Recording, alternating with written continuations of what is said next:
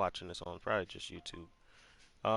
Today I'm going to show you guys some optimization tricks and tips for your levels, and a big oopsie I made that I completely forgot about, but it kind of put a big like setback in my process on the next level, which you guys have not played, but you will see eventually soon.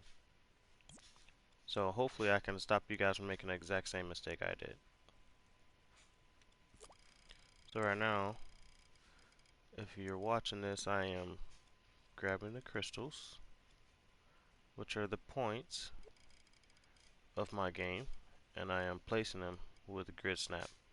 And the reason I'm using grid snap is simply because um, precise movement works great, but I did have what you call it,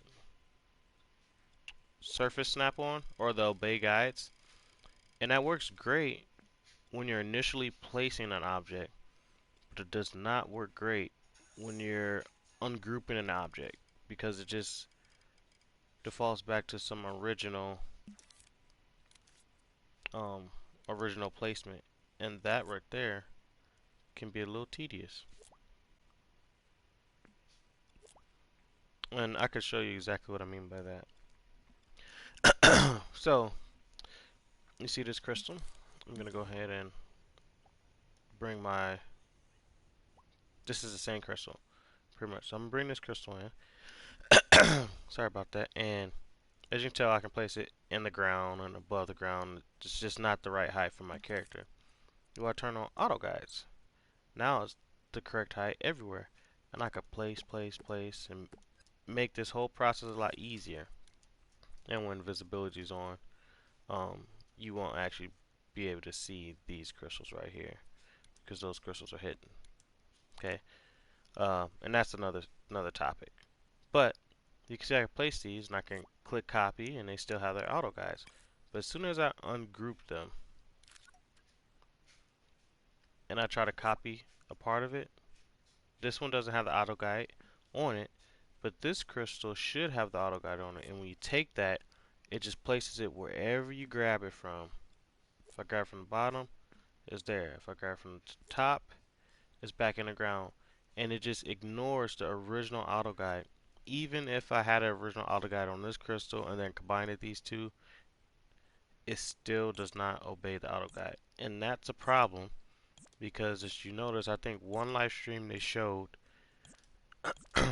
the thing you want to do, instead of having all these doubles that are invisible, which is the mistake I made. So as you can see, all these crystals have their own emitted object, which doesn't look bad, and I don't think it actually takes up like any gameplay until you get to probably around 300 or so items, maybe 180. But what it does do is create performance issues. So what I happen to have been doing right now, since I did the hub world that way, I've been going through and replacing all of these crystals with crystals without them, and it'll work. And pretty much what you're looking at is my version of culling. So if I was to play my game, you can see my low quality crystals at a distance. But once I get right here, they blip into a little bit of a higher quality crystals with more logic. And I have it like that so I can tell and the player can tell from a distance if it's dark or whatever, there's crystals over there without it taking up gameplay and making a game run slow. And I can still grab them, but I'm just not having them emit their own object.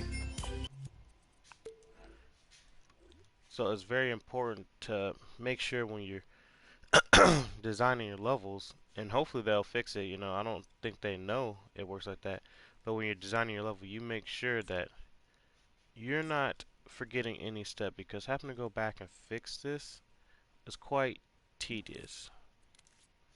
And this is the only reason I like grid snap, is because I think I designed this world.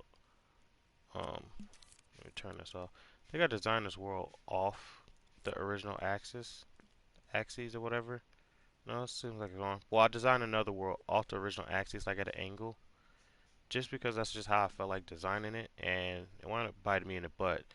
So never, you don't always have to use the precise movement or the guides, because if you're off axis, it's gonna just throw your whole entire game off.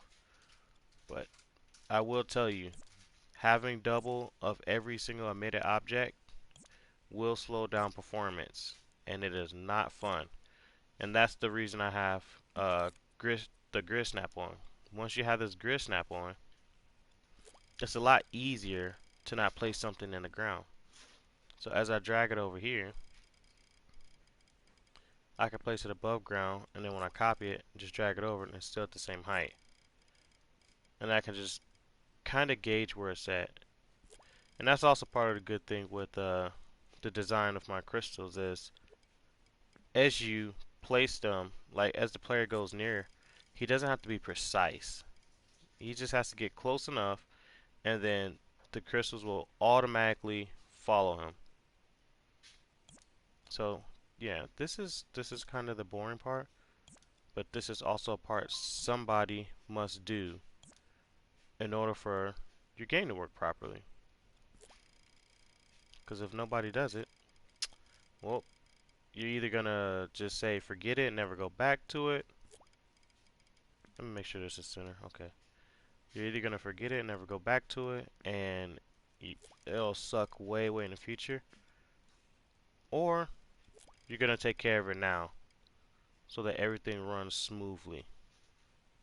And since I focus on a lot of gameplay aspects, I want my game to run very smoothly.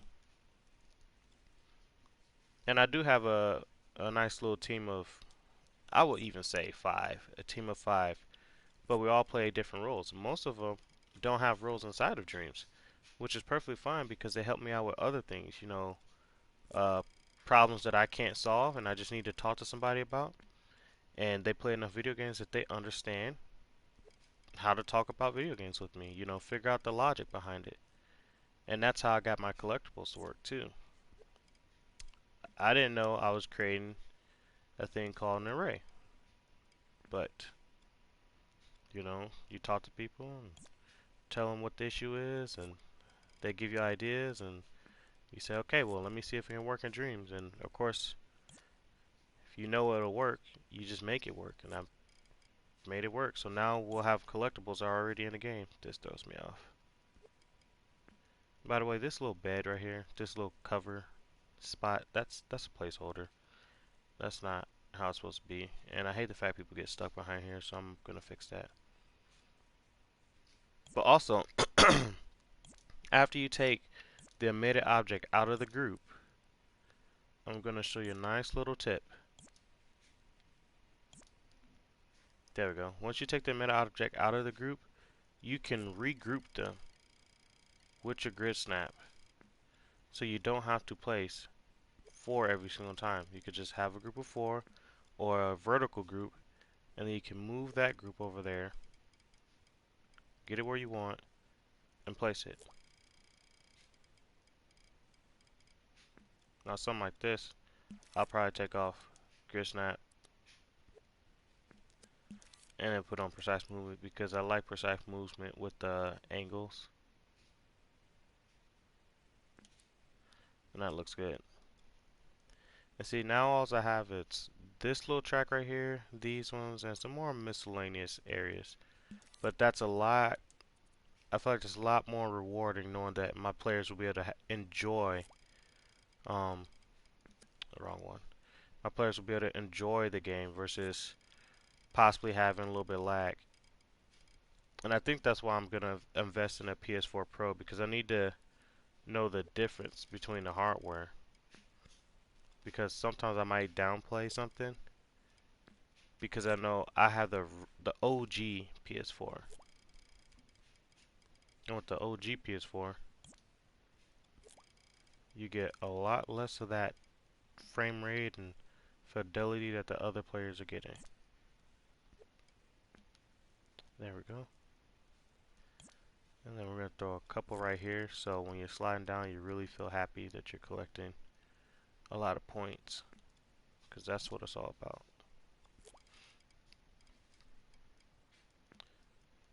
right there. And then delete this one too. And still, all thing I'm doing is I'm optimizing by deleting all my emitted objects because I screwed up. But like I said, that's part of the process. And if you have any questions, feel free to ask. I'm more than willing to answer your questions because I have a lot of like secrets and tips. I pretty much can make any game I want, but I decided to focus on this, and I really want to make it as a main title. Gonna go ahead and put in my application for Media Molecule, even though they haven't seen me create anything realistic looking. It's still an art style, and I love my art style right now. These pictures on the wall, that probably can go because I've gotten better than that.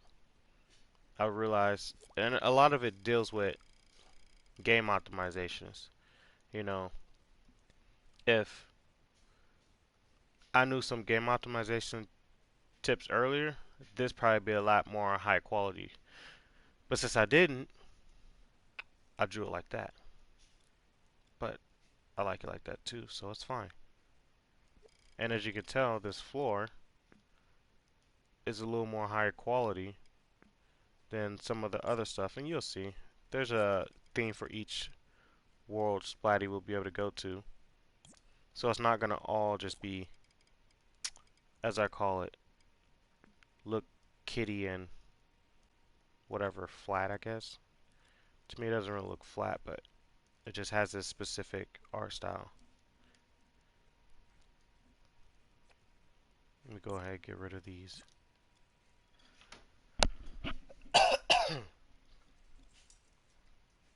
And I have one day to get these crystals finished and the crystals from my other level.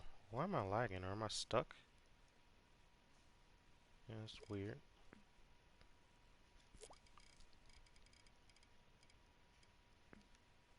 There we go. Alright. See ya. Go ahead.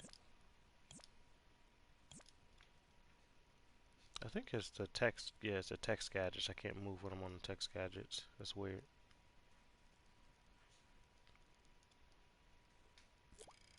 Go ahead and place this up here. It's also very important that I don't add crystals, especially after somebody probably went through and collected all the crystals that they possibly could. And if they collect 100%, that'd be unfair for them to realize that somebody else beat them by having an extra point. But you know what I need to do? Then I limit this. Max emitted. Max emitted. We're gonna limit that to 20. There we go. See ya.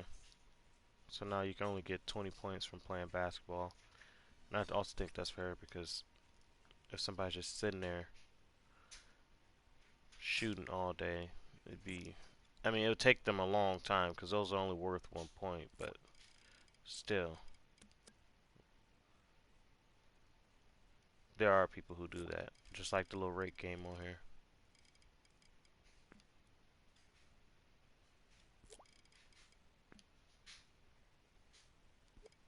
There we go. Yep, that's starting to look good. I got almost the whole floor. Got up here, over here. What about under the bed? 3 crystals, or is it 4? It's 4.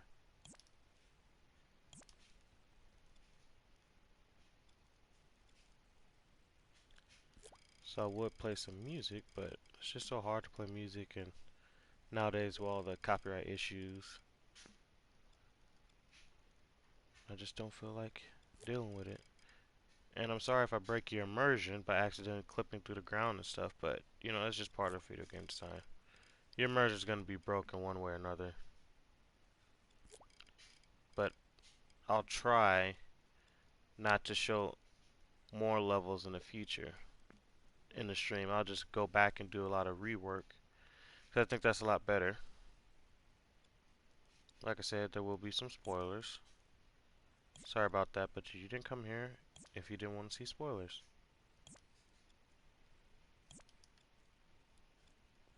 I'm gonna put my points back there still.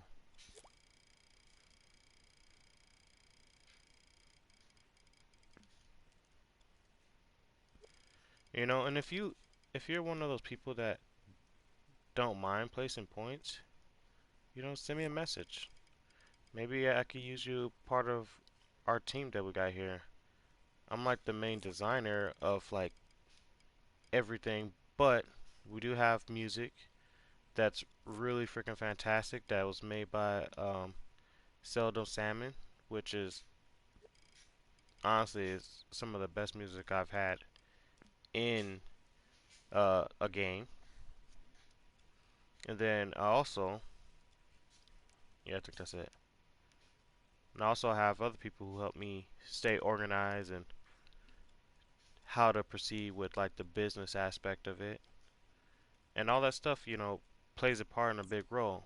But the design of the levels in the world, most of that, if 98% of all that, is me. But some of these designs are not me. Like this. This is by Hello Luigi, which just pay attention to that in the future, and you'll see. It was pretty cool. You know, I drew it up, and then I said he redrew it up, and then he 3D modeled it. He also did this penny. I drew it up, he redrew it up, and he 3D modeled it. And you'll see their faces, but just pay attention. Everything will make sense while you're playing this game.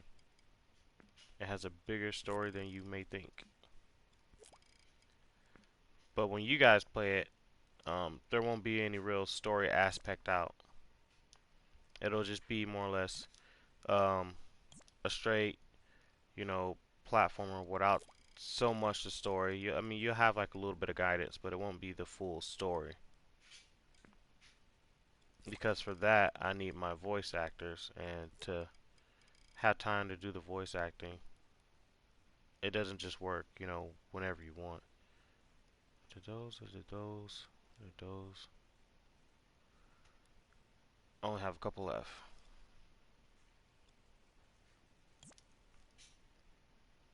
And if you're looking at it, then yes, you can get up here.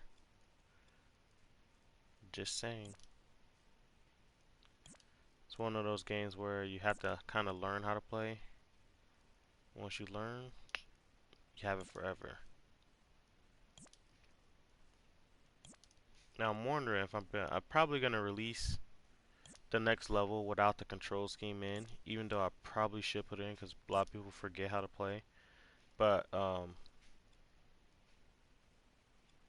it's one of those things where it's like if you guys want to play it, I can release the levels, but I'm still working on the character to make sure everything works right and stuff like that because it's a quality of life thing where some buttons that I might think is normal aren't kind of normal for some people, so I would like to have two separate two separate control schemes for the players to play on. And I feel that's very important because there's nothing more than I like in a really bad control scheme that feels unnatural to me, the player. And developers don't always get that right. Now, of course, I do make the best control schemes, just saying. But if somebody disagrees, they have the right to disagree. And I want to give them the option to use a different button. There we go, almost done with this level.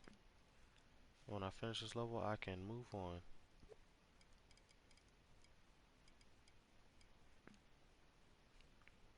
That we're gonna raise this one up one.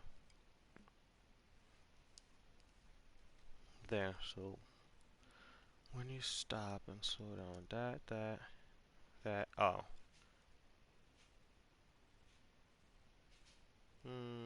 I'll do that stuff later. That's just extra stuff, the sound, stuff like that. Preview. Thermometer still at 51. The only reason that's 51 is because there's 3 portals. And that part doesn't make any sense to me, but I guess. Okay. Gonna go ahead and save this.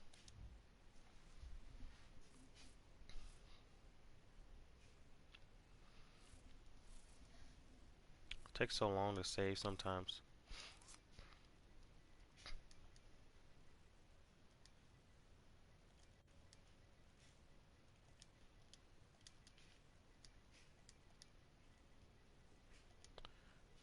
Points.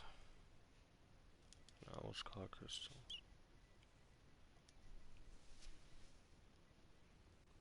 Optimize the crystals.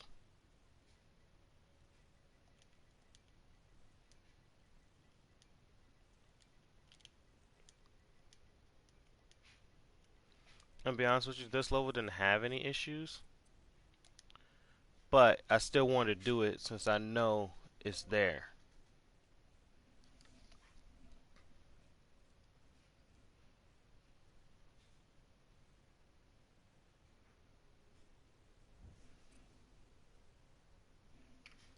So, there we go. Now we're gonna go. Everything works great.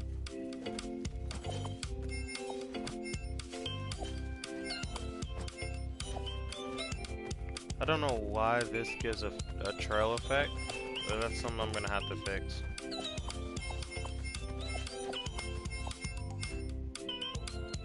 That bothered me.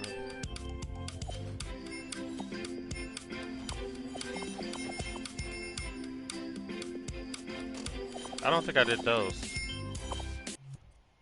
I don't think I did those. I did not. Huh. Easy fix. Wait, what the heck just happened?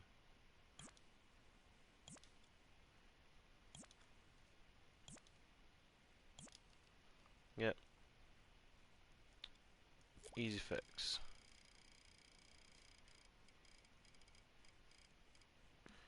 I'm just gonna place it down. I'm gonna slowly move it over its spot. So everything you see in here is created by me, which is really cool because you kind of get to see like what a real designer does. Like, I mean, sometimes they buy assets and use assets, but I wanted to create everything so when you look at this, it's not riddled with a whole bunch of different names. This game is going to be made by the people who worked on it. And I think that bothered me too because it was off. Yeah.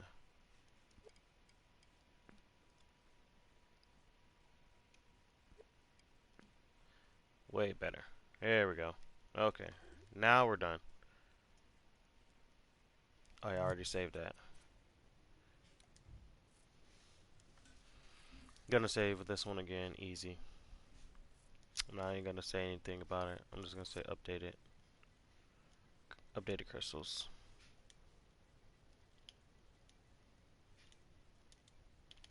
Only reason I do that, try to put something every time, just in case I have to go back to a version and look at it. And also just to look back at how much work I actually put into it, which I'll show you guys. It's pretty insane. So if you go over here to versions and releases, you can see updated crystals, optimized, updated palette arrays, stamped into Splatty's Adventure, score bug fix, updated score, points, palettes, fun things, portals place, lighting, paper airplane. It's like a whole timeline of all the work I've done since the beginning. I mean, this is what, May? You can even see like the image of it. May 20th when I started this level, or we're in probably August 4th. But that also goes with I've been working on other levels. So now for my sneak peek. Don't watch if you don't want to see and you just want to play it. But my level, as you can see, we're pretty high up on that thermometer. Really high up on that thermometer. And at this point, yes, that's going to help. At this point, I think I'm just going to start by deleting as many crystals as possible and just replace them because it's too far gone. Because even if I ungrouped the crystals and try to delete the bottom part, it doesn't save.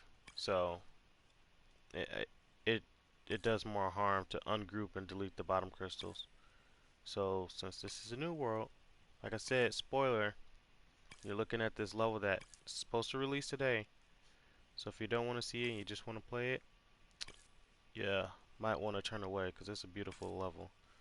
So we'll delete these first, and then we're gonna move on. And I'm gonna start deleting all of these. And I mean, I placed a lot of points, which is what I want, but going back and deleting these just to optimize, huge mistake.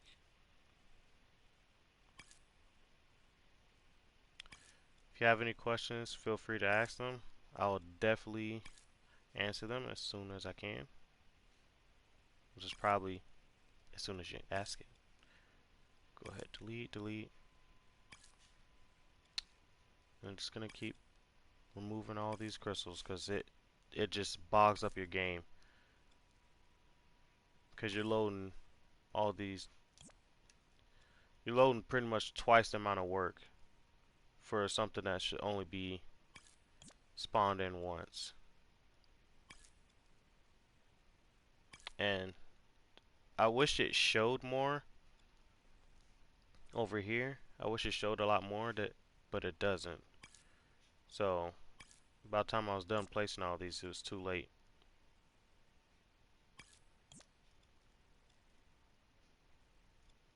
And I will get customizations and the control scheme going after I release this level.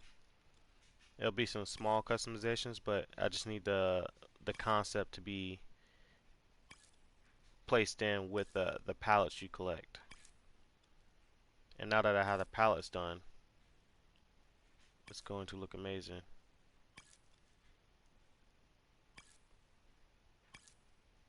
Yeah, we'll start with this section, then I'll move to the next section because each section is kind of cumbersome. And you'll probably be able to tell this was at, what, 74? And I'm getting down to 69. I think it's literally because of all these crystals being double. I can't grab that one yet. Go ahead. Yep, I'm just going to delete this batch.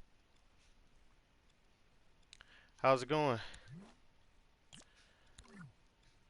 So, yep. For you 2NV haters, have you played Splatty's Adventures yet?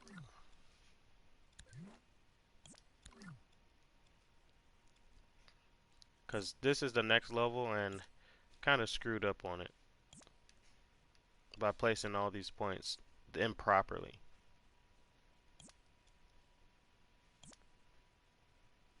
There we go. Let me zoom out and see. Oh yeah, right here. See, now I'm down to 64%. I mean, I was at 74 at the start of this. I'm down to 64. And I'm wondering how much will I actually gain from deleting all these crystals and replacing them, because I'm still going to place them back, but they're not going to have the emitted crystal below it. Yep, so everything you're looking at, I created in-game myself. I have a small team who help me talk through things and keep organized. But everything right now in-game, I created myself with the help of two characters from Hello Luigi, the fantastic artist. But since I want this to be a full game, I want the credits to be legit, correct credits without, the flood of all the names from using somebody else's creation. So everything in here, I mean, hold on. This looks bad. Let me show you what it kind of looks like. Kind of looks like this.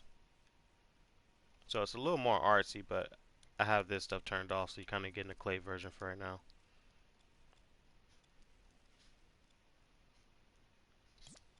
So Yeah, everything's created in here by me. We have a concept artist who helped me get some of my ideas out on paper, then I can run with it and take it to the next level. But this level will be out today, and it will definitely be a blast to go around and collect everything that you see. Just gotta make sure I don't. And see, I like hid them everywhere, so when people are playing, they can get the, the highest on the scoreboard for exploring because I love exploration. I think games fail without a little bit of exploration.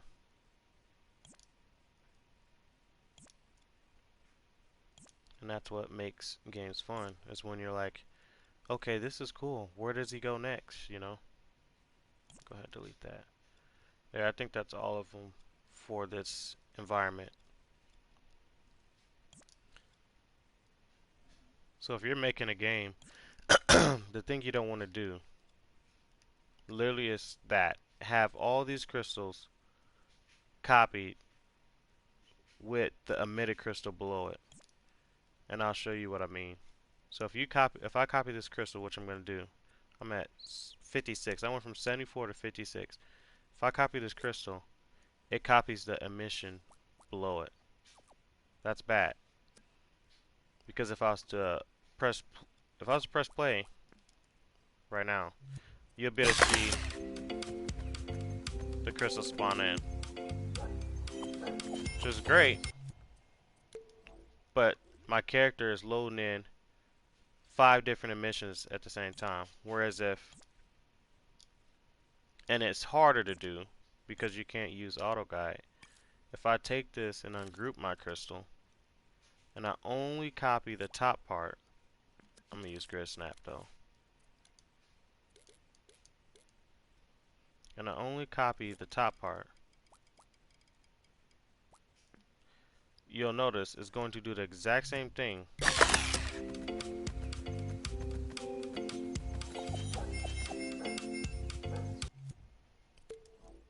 but without those extra copies under. So I pretty much had double of everything in my world, and it bogged it down for the first playthrough, and I was frustrated that I pushed it back till Sunday instead of Saturday because the world's so beautiful. I didn't want people to play on it with low frame rate.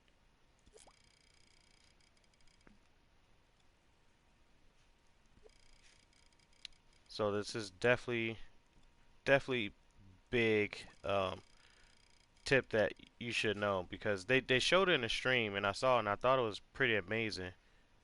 But when I looked at the thermometer, it didn't do as much as I thought. But when you're playing your game, it it bogs it down. You just get that slow or whatever, the game is going slow and the little red snail. And I'm just like, holy crap, my character is running in slow motion. So now instead of having auto guides, which is nice, I have to use grid snap and place them by hand. And that's the only reason I use it. With auto guides, you can go through. Let me show you. With auto guides, you can go through and you can just place, and it stays on the path. That's great, but you get these emissions, right?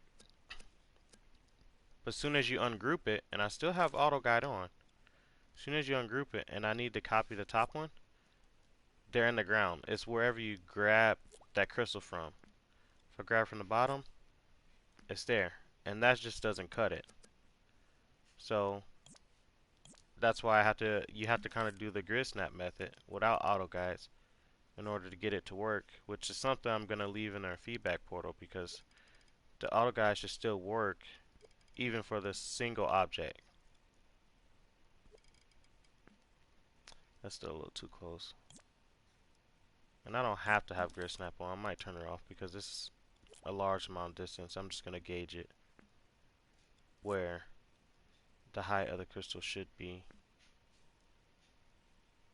And then the players,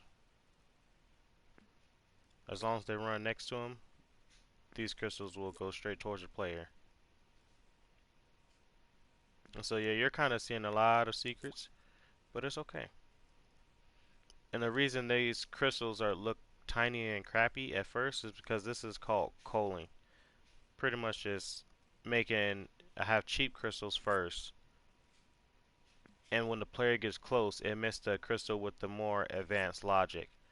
That way, I'm reducing the amount of gameplay I have in my game as the player is playing. So when they play, those crystals are in the distance. You don't need to see the high quality version. But as soon as I get that close, they blip in. And the thing is, no, I didn't have any previous game development education. I've just loved watching people make video games and studying. I did the Minecraft. I tried to do some Minecraft stuff and just passionate about it.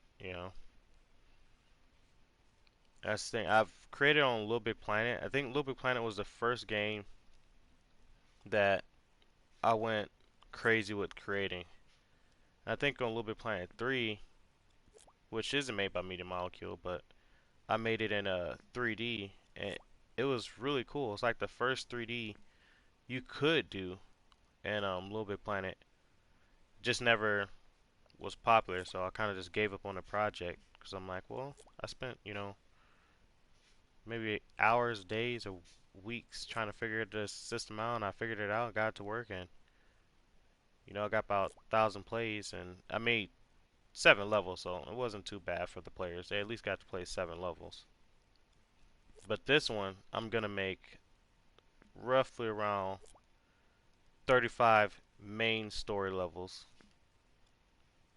That's too low. You get 35 main story levels, and you'll be able to play all of them, plus mini games. Just really good at design. I love design. Have you created anything in Dreams? Place this here.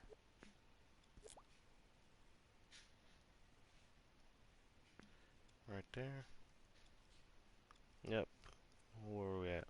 58. So it's gonna go back up a little bit, but it won't go back up like the slowness. The frame rates will still be the exact same, and that's all I'm going for. It's just better frame rates, and needs to keep you along the path that I want to keep the player on for a little bit, because I always want them to go off path. That's why there's so many different things that'll draw your attention off the original pathway.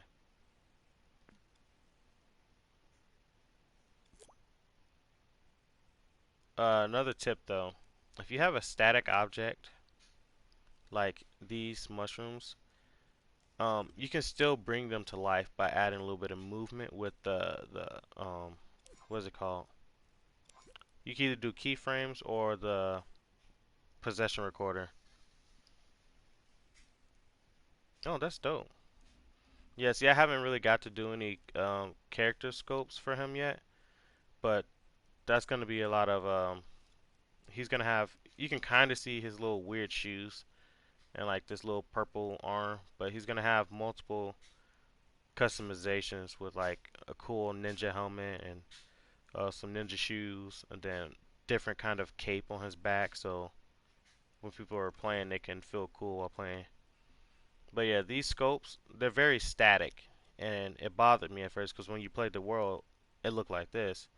So if I click play, let me bring it back to life a little bit. If I click play, this is how you can bring your worlds to life, or even your characters. They're just slightly moving ever so much. These are just slightly moving platforms. Even these that are giant and normal, they're slightly moving.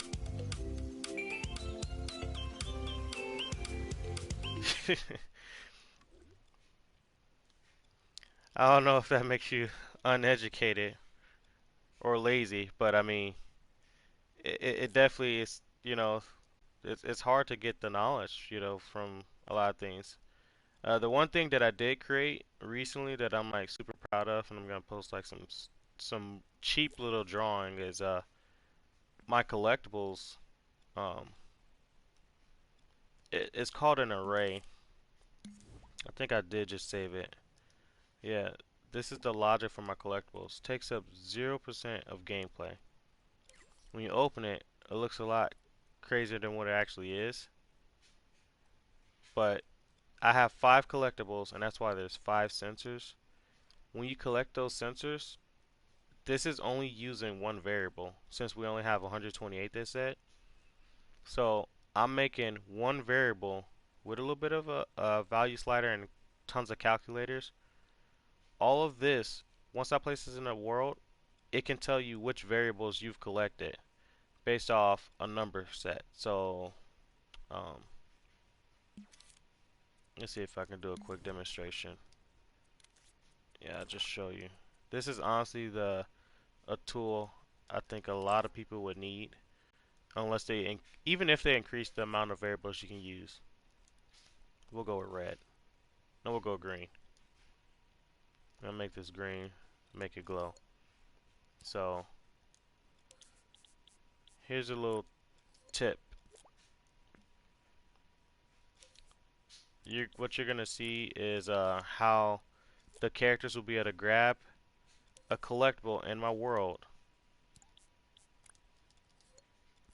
and then leave this level, come back to it, and it still be gone. But it's only taking up one variable. A lot of people use tons of variables, but if you're using them through every single world, that means uh, if I have 5 variables and I go to the next world, that means I have 5 less because I use 5 of them. But here's how it works. So if I take this number scale and you collected 3 of them, and they all have different values of 1, 2, 4, 8, and 16. Whichever amount you collect, they add together. Let's say the total was 17. Wait, did I press 17? Okay, yeah, 17. I think I pressed play. Yeah, if the total was 17, it'll say, oh, well, you collected the last one and the first one, which is pretty cool because none of these add together to the other one. So then if I change the value to, let's say, 16, that means you collected just the last one. And if I go 15, it's a whole different variations of variables that you collected. So this is the thing I'm most proud of because it's going to save a lot of space and allow for a lot of those customizations. And I figured that out by talking to one of my friends at work. He loves video games. He plays a lot of Path of Exile, and we just hashed it out and came up with an idea because I told him my issue, and bam, now it's 100% flushed out, and it works. Yep. So soon as you play my game, it's like your actual game data will be saved because of that little system that I have right there, and then it makes the customizations for being cool. Yeah, no problem, man. I kind of I want more people to know how to do things too, because there's a lot of games on Dreams, but there's also not a lot. There's a lot of showcases, and I really would like to play more games because it's hard to show people what it's capable of when we have so many like cool idea games, but there's not any games that are being taken farther. And we need games that are going to be taken a little bit farther. Or if it's going to be a standalone, it should be a pretty intense looking game, with good graphics. I think this leaf was probably the only thing that I created right now. This leaf in this can that was mildly okay. And I can do 10 times better, but if you can tell, my art style for this world is kind of Nintendo 64-ish. And that's for a specific reason. So if you like the Nintendo 64, you'll definitely like this first environment. Just because of the flat colors and stuff. I love the flat colors and the paint strokes, and I think that's what Dreams is. Start out flat, and then you have those people, like Disarmed and all those other people showing off with the reflectiveness, and then I'm sitting over here with a character that looks like he's literally from Nintendo 64, and I love it because he looks freaking awesome. Let me go ahead and fly over here. And I keep all my game stuff in this little box. And I got this idea from Boundary Break. Like all these games have like boxes underneath their levels. Well, I decided to make it a clipboard. So anytime I need to change something in my game, I can go here and change it instead of having it on my character. My score, the time, the music, the background, everything. It's all in that one clipboard to make this level kind of run. And that's like a good little tip for keeping your stuff organized, because if you have logic, you don't want to have to place this logic in specific places. Yep, and I recently watched Conker's Bad for a Day and stuff like that. I watched all the old school games. I think I watched Conker's and oh, don't even get me started on Perfect Dark. That game was ahead of its time for Nintendo 64. It was definitely ahead of its time. All the gadgets that they had in that game, a lot of these games nowadays, they don't have gadgets, and the things that make it fun, those abilities that you can use. And so after playing watching all those old school games, I'm like, well, I want Splatty to actually have some pretty cool gadgets and abilities. So that's why he has the abilities to stop time. Because I played this one game called Blinks, and that Blinks Time, no, yeah, Time Sweepers or something like that. And I love that game. You could slow down time, you could stop time and do obstacles. But those obstacles in that game they were very linear. And I always wanted a game where the obstacles weren't linear, so then you can stop time and pause it whenever you were ready. And that's what this game will be. It's gonna start off real sweet, but once it gets to the future and things start breaking apart and falling down, and you have to decide the route you want to take, you're gonna feel literally like a ninja. And that's kind of why he has that ninja-esque vibe. Alright, let's see where I'm at. I'm at 60. See, 60 is a lot better than that 78 from the start. And I think I almost got all my crystals in every single spot. Da, da, da, da, da, da. Yep, except for on the ground. I'm gonna put a couple more crystals. I'm gonna do a little play test and make sure the frame rate is still good. Because I'm not I would sacrifice points for frame rate, and then I'll take this first level as a lesson learned. Like if this level is too complicated, well then the next one will be a little bit smaller because it's pretty big. It'll be a little bit smaller, but more compact.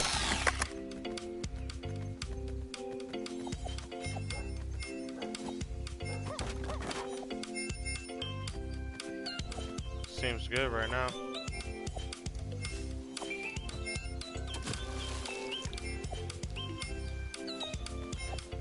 Just a little bit of lag. Let me see.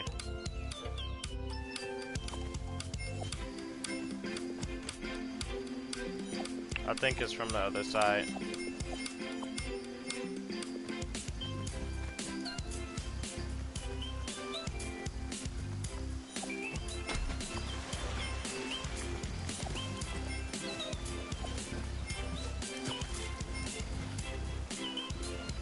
Yeah, I'm not having too much. I'm not having any frame issues. Feels a little heavy. Thanks. I'm gonna update him with a little bit of better design to him.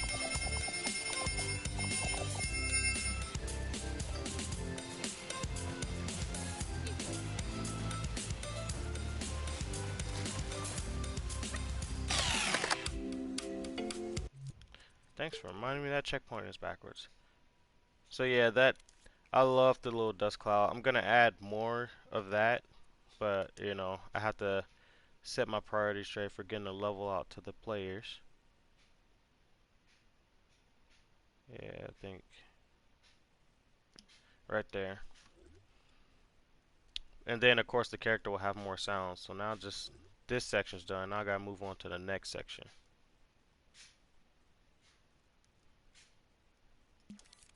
which I can't tell exactly which ones are gone. And then go back to clay mode. It looks crazy in clay mode. Well, there's a gap there. Let's see.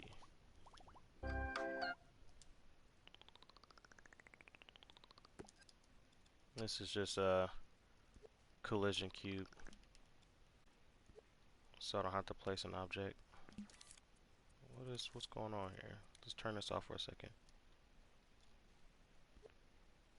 Is this your first game developed? Yes, this is my first game developed on Dreams and ever. Like I said, I watch a lot of, a lot of little videos and see what games I like, and kind of like you said, you like Conker's Bad Fur Day and Perfect Dark, and I just look at them and I'm like, what made it such a great game? And I just take those and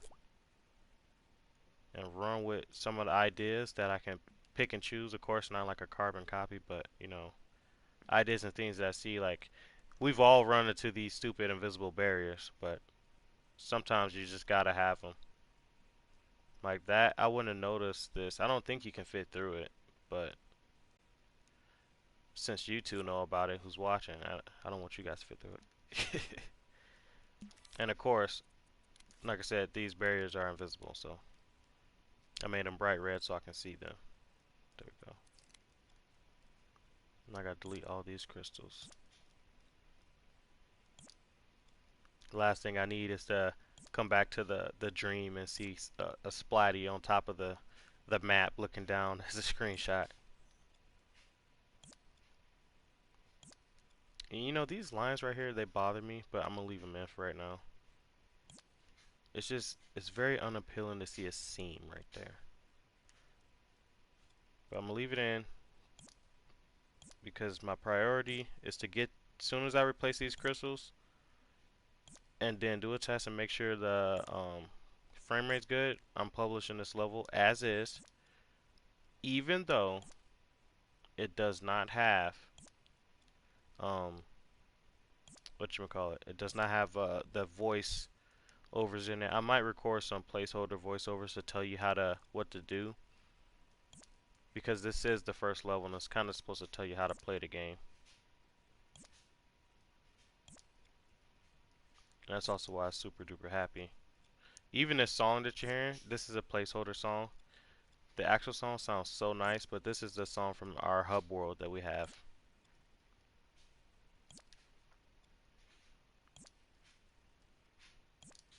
There we go. And of course you can jump on the walls. Hit that. And this thing sucks. I hate the camera pointer. I'm just gonna use a camera. I literally don't get what it does. It never does what I want to do. And that's probably because I haven't went through their tutorials again. Maybe they changed it. There we go. And then I'm gonna grab this one and make you want to go under here.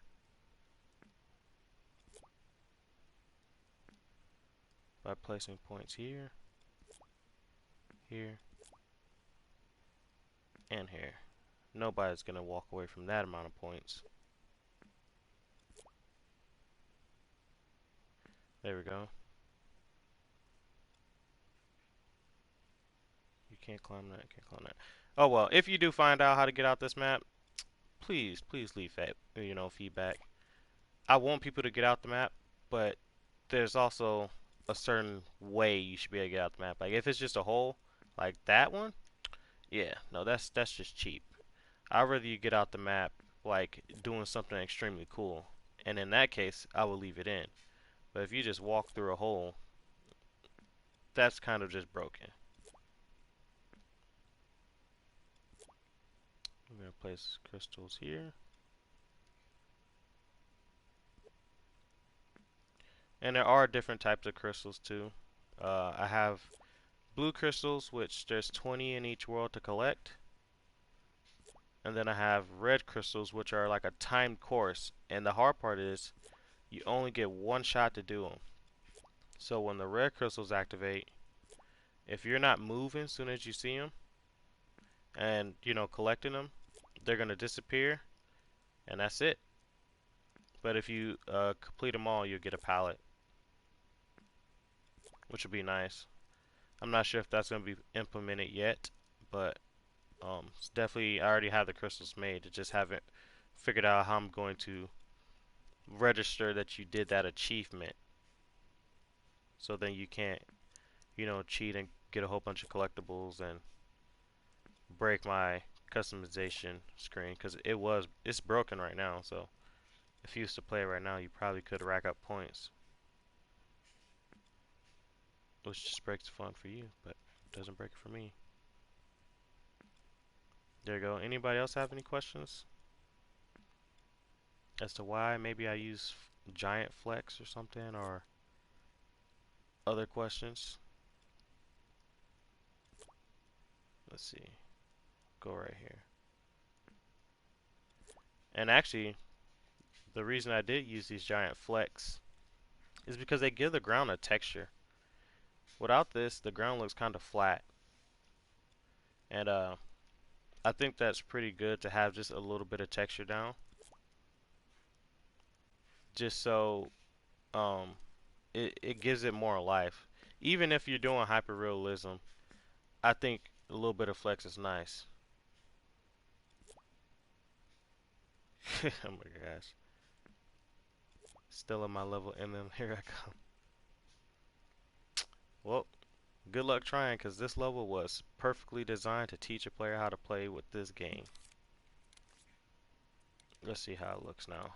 So yeah, I added a little bit of, I used the fleck pattern for texture, and then used a little bit of grass to add. It's not full Nintendo, but a little bit of the grass and a little bit of pebbles here go a long way with bringing it to life. If I take away this hover effect, so as you can tell, this looks a lot more detailed than without these little rocks and without the flowers and the grass. It looks more flat, but you add a little bit of that and your vines and stuff, and it really starts to come to life. See the vines, and I don't know if you guys noticed, but if I didn't use the style I was using, this is what the world looked like. It just looked very, very dark and clay. But I'm going with Nintendo and beautiful. So yeah, and I will be applying for MM Studios, but I want to make sure that they can see what I'm capable of, even though, like I said, this isn't my best work, but it's great work. Put one here, just so the player knows. No, here, let's see where I'm at. I'm at 54 gameplay. That's beautiful. I'm telling you, I was at 78% at the beginning. Okay, now I'm at 55, whatever. I was at 78% at the beginning, and then after I removed all my clones from those crystals, I dropped what, about 24%? That is a lot. It's huge.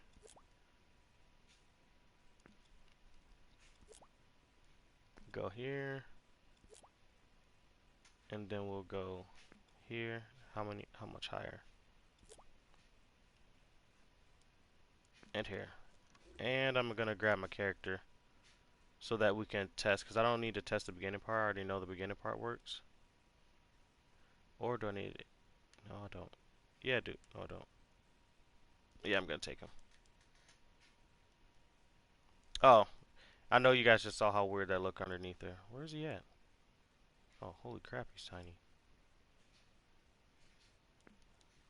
There we go. The value tech is dope. You're impressed. Well, I'm glad you're impressed. You know, we need to be impressed more. A little tip when designing assets. If you're designing an asset, always make it, always, 100% of the time, make it larger than what you need it to be. And when I mean larger, these mushrooms, I made like this for a reason. But I also made them, they look like they're different mushrooms or at different heights. But in reality, here comes the creepy part, immersion break. The reality is, they just have really long stems. So I can place them at any height I want. And that's how you get this natural look with them. You just always want to make things larger. Even with the grass,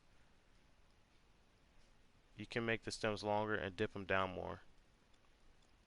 So always, always, always make your objects larger. Your rocks larger. Place it on the ground. Don't ever make it the right height. Make everything larger. This is America. Everything's large. Well, at least I'm in America. Let me go ahead and place a camera down because I really hate that pointer. It doesn't seem to get the job done. What the heck? There we go. Let's see. I want this camera to be right here when you're wall jumping. Go ahead. Transition time 1 second. Let's see. Disable. Nope. That looks good. Here we go. Let me test.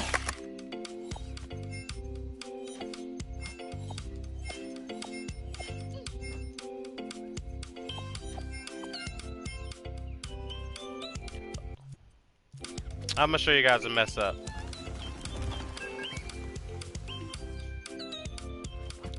Mess up number 1.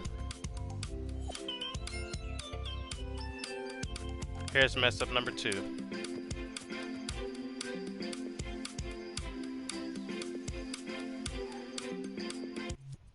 So there's mess up 1, mess up 2. I don't know if you saw that first camera. It like just yeeted the player all the way over here. I mean, it was some heavy yeeting going on. I just need this to take a little bit longer. It's okay. 3 seconds, that's fine. Up at the top of the wall jump section. That's quality of life. I'll fix that later. Jen, I know you're talking about this. No. Are you talking about this scene? Oh, the wall jump. Okay. You talking about this scene? Okay. So here's the thing. For me to fix, where's my highlighted cursor again?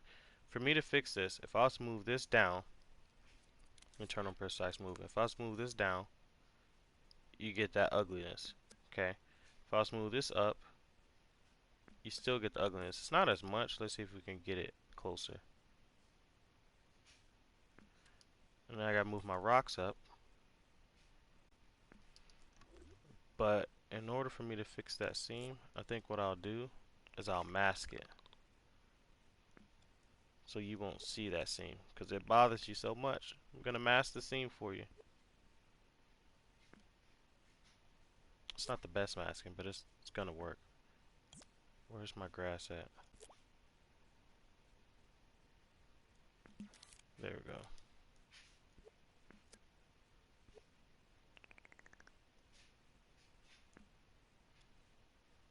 There. It's not the best, but it does the job. So it's masked. Let me think if there's anything else I can do to get that seam to look okay.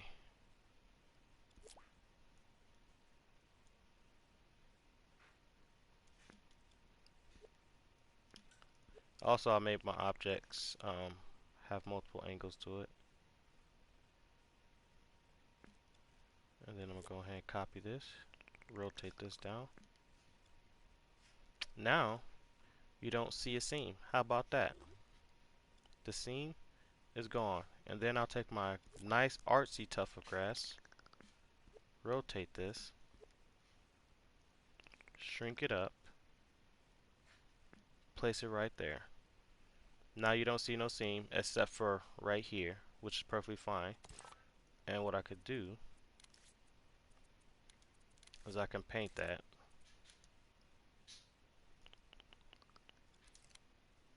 with a little bit of stamp and then soft blend it just a teeny bit, and that looks fine blended there. And then it's just like if I want to blend these two, I'll see if I can say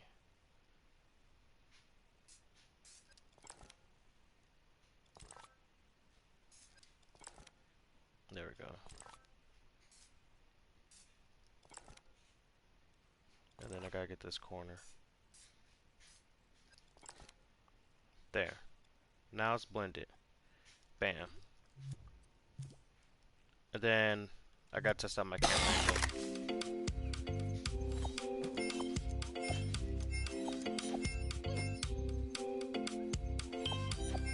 That lasts too long.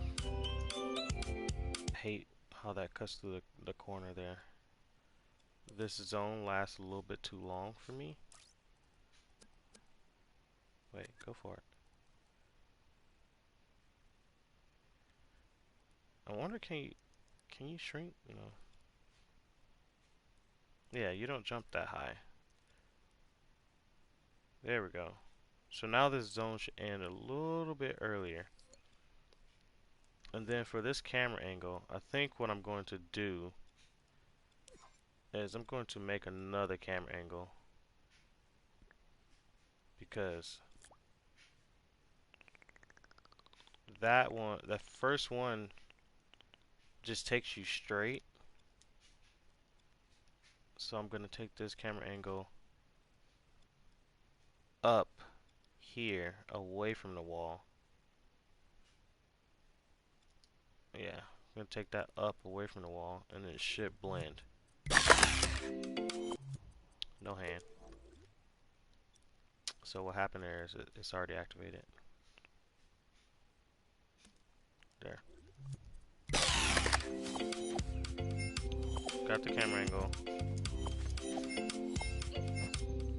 Jump. This deactivates.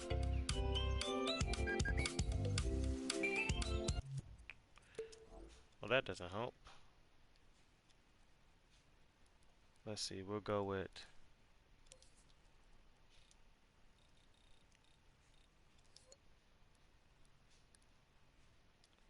a faster transition.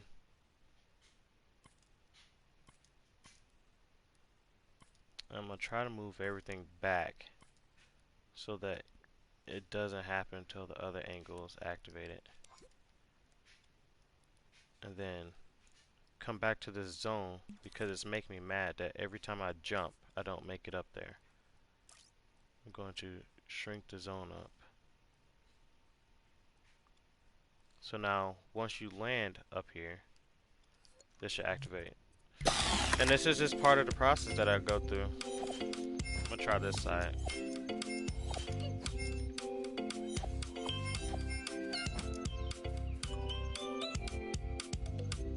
Well, that was weird. Trial and error, peoples. Just trial and error. So we have this camera activates right away. And then this has to be here. We're gonna go right there. And I'm gonna take this back. Gonna move this back so you see it fall. And then extend this down, bring it back, and then hopefully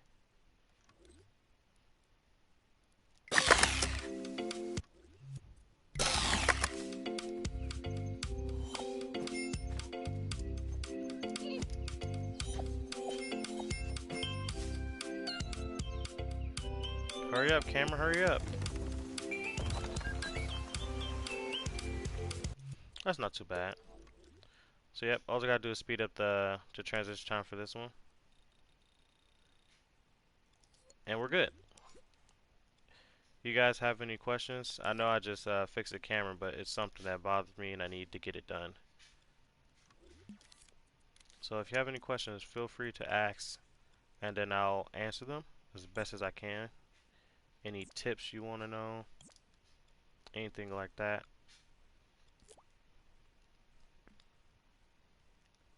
So now I'm gonna go back to placing my crystals, and I don't know if you guys saw this sliding section. Honestly, I forgot what game gave me the idea of the sliding section, because it's a nice change of pace to come from all this learning, and you just get to go wee all the way down, like, and you know, it's just a little fun section. My wife loves it for some reason, and I think a lot of people do. So I think eventually I have a level where you just slide, you know, a little side level where you're just sliding down, kind of like that penguin race from Mario. Everybody remembers the penguin race from Mario, because everybody lost that first time, or the one time he's fast. So this is like the start to, you know, great little sliding level. And if it don't hurt, like this seam, they're not gonna see that seam, so that way is fine. Looking this way, yeah, it looks a little weird, but think about how far away the camera's gonna be and the angle is gonna be at. So if you can get away with something, get away with it. Don't try to put too much detail into a spot you know your player's not going to see. My level, if you look at the detail on it,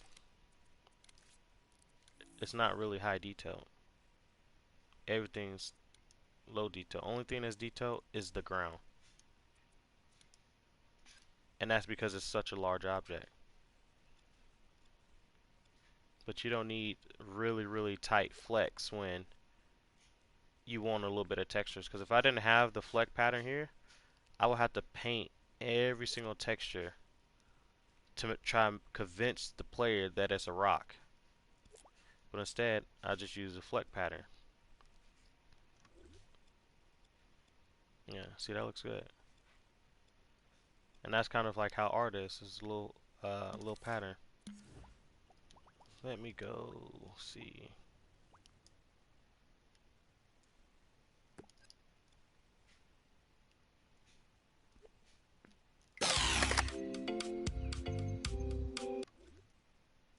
Perfect.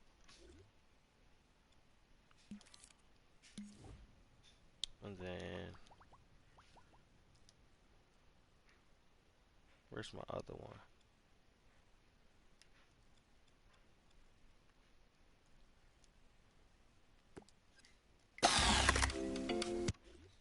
One, two.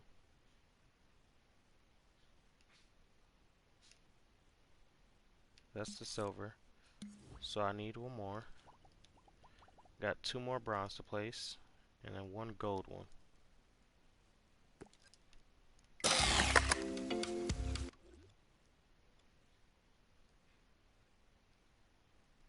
One bronze, one silver. And then we'll put another bronze right here. Ah, that's where I'm going to place it.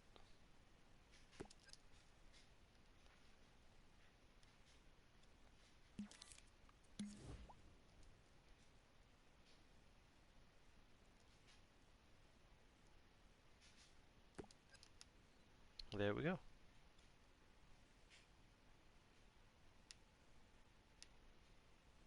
I don't know how fast these are going to be. I don't even know if they're going to be this. It might just be a leaf going back and forth. But that'll come later. I just had to do that. Now I got to delete these. And if you just joined, this is what I'm talking about, the double crystals. All these crystals have an extra one underneath, and they're only supposed to have themselves because they're emitting the original. Let me change the angle of this.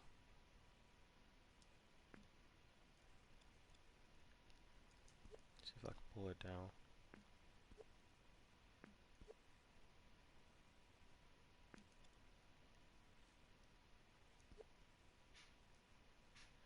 Slide it over just enough to where it doesn't show up. And the player can jump there. That's not bad. There we go.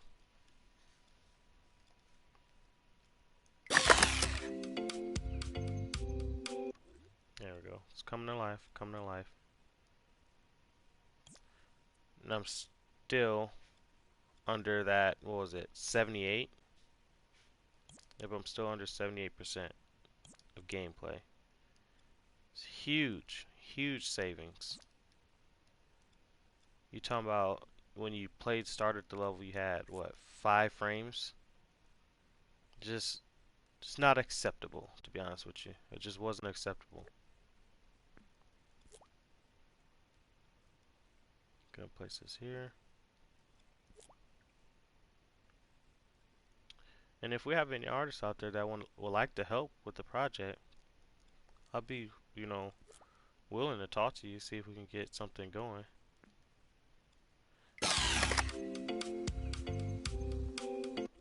Huh.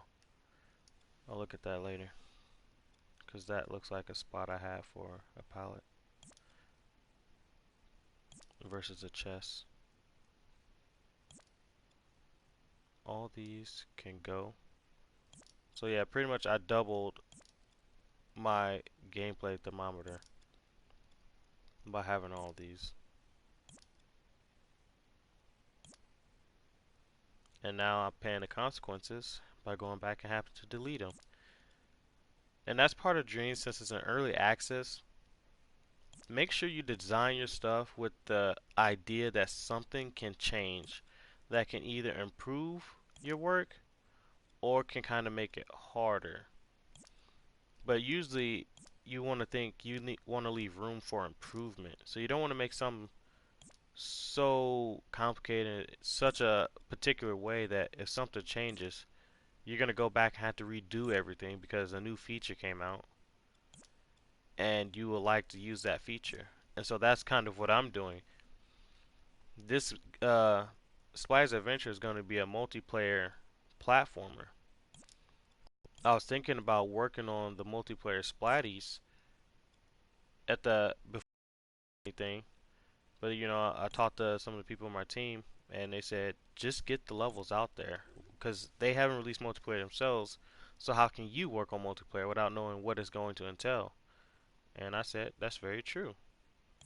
And so instead of making up a multiplayer and then they release something and say, "Oh, we can only have 2 players," well, I made my game for 4 players. Now I found out we only can have 2. I wasted my time. Or they say they made it where Dreams can be 8 players, and then I only made my game for 4. Maybe I wanted it to use it for 8. So it's like you got to make sure when you're designing stuff, you keep everything in mind, so you don't have to go back like what I'm doing right now and technically waste a little bit of time. This is an hour of time that I've wasted, but at the same time, I've learned a lot from this, which if you're watching, you could learn from my pain and not make the same mistakes I did. If you have an object that's being emitted and is saved as a contraption, make sure you you remove that contraption, that emitted object out the group and clone that object. Because if you don't, it's going to eat up your gameplay. You're going to be wondering where all your gameplay has gone, and it's pretty much have gone to that one object. And some things it's okay to have, like these. It's just one crystal. That's fine. But something you're gonna riddle around your world for like what? The whole entire game? 200 crystals? It's definitely not worth it. Great advice. I found too many streamers building. Yeah. And I try to stream as much as I can, but it's so hard for me to stream with uh, you know, showcasing too much, but at the same time I want people to get some advice and stuff and be able to take even the small things where they're creating characters or contraptions for people to use and to think about their build process. Because a lot of the creations out there, they're nice to use because they look good, but they're not optimized for your games. I don't know if you guys look at my graphics thermometer, it's only at 30%. I have a whole 70% left. Audio's 8%. We have a whole song in here. We've optimized these two really, really well.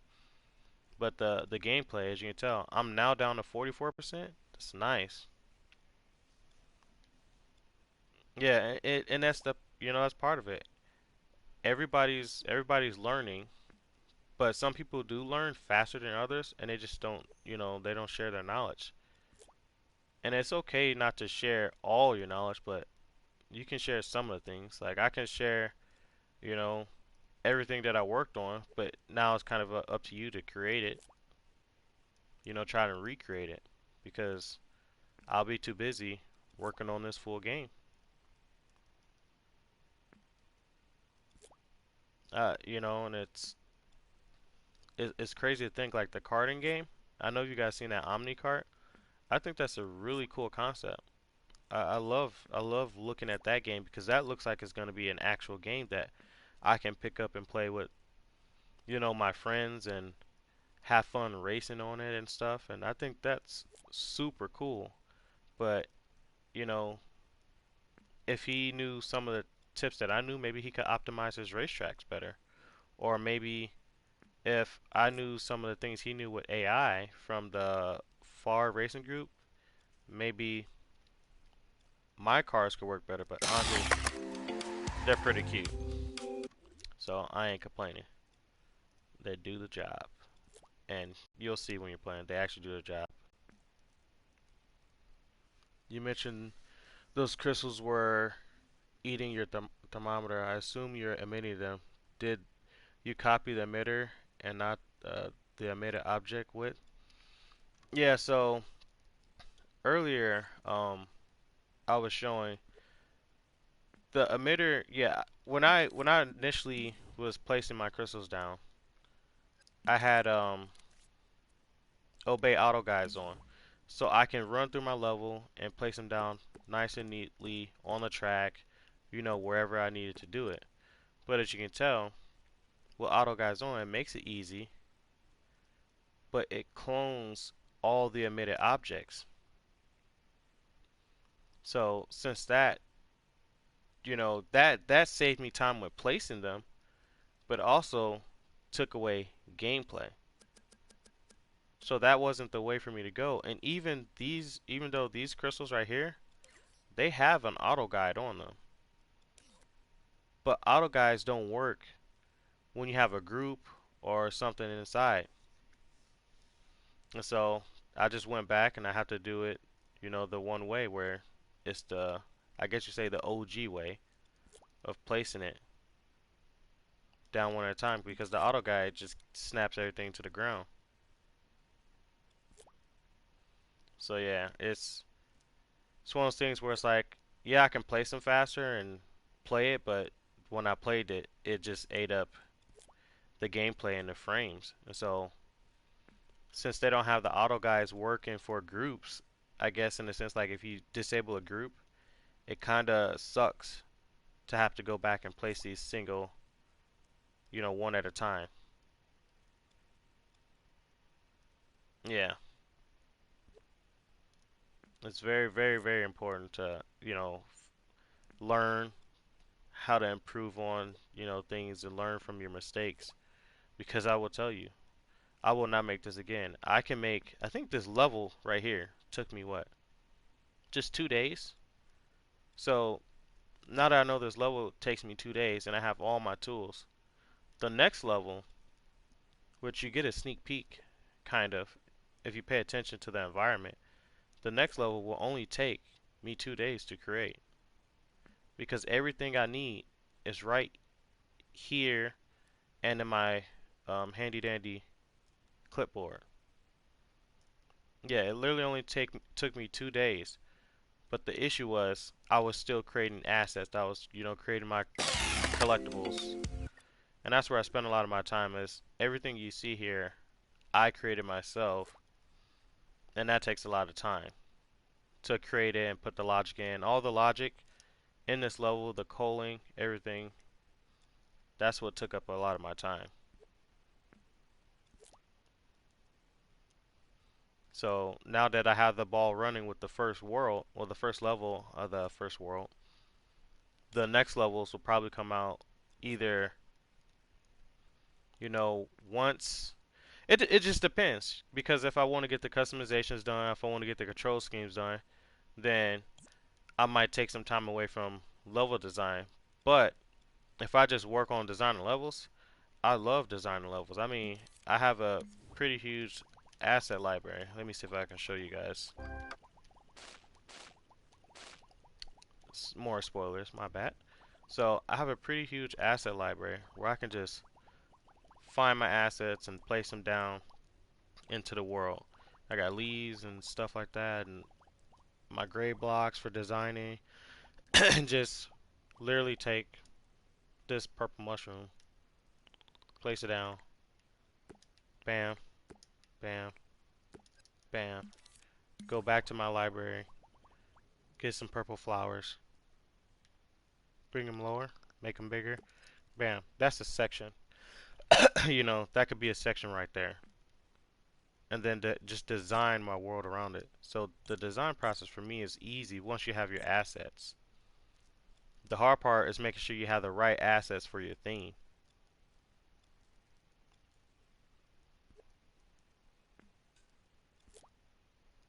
So yeah, that's literally I think how I want to structure this game as a full game title. We created everything ourselves. We created our music, we created our concept art, of course, and we created our assets and all of our logic. And there's a couple things I still have to create for the characters to be 100% fleshed out. But um, that's just part of the process. It's like, what's more important? Do I want my players to be able to play the game, or do I want um, them to be able to customize the character? And I think anybody will say, let us play the game first. Customization should come out later. And so that's exactly what I'm doing.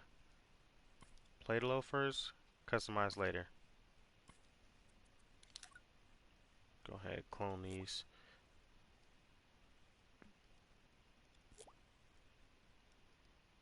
I want to make sure they're right above the bouncing mushrooms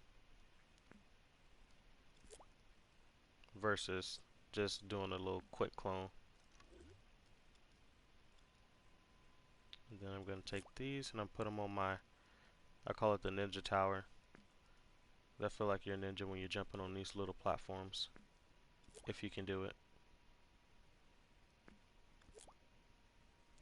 And I don't think I ever fixed my other camera angle, which I'll fix that because they happen way too fast. Let's see if I can fix that real quick. Where's that? Right here? Yeah. What was the transition time? 3 seconds. 3 seconds. And I've done everything with the DualShock too. So that's something to take in account. Like some people they have the move controllers. I do feel like there's a big advantage to that.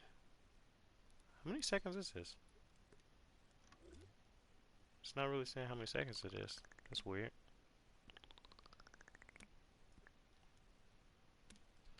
I'm gonna go ahead and extend it out. Yeah, that is really weird. Probably because it's off.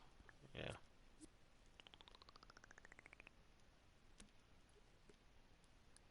There we go. Let me go ahead and test that out.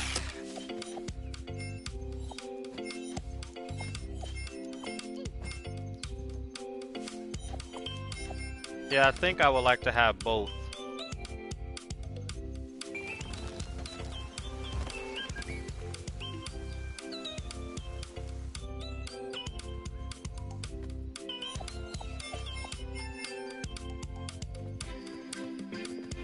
See how fast this camera can be.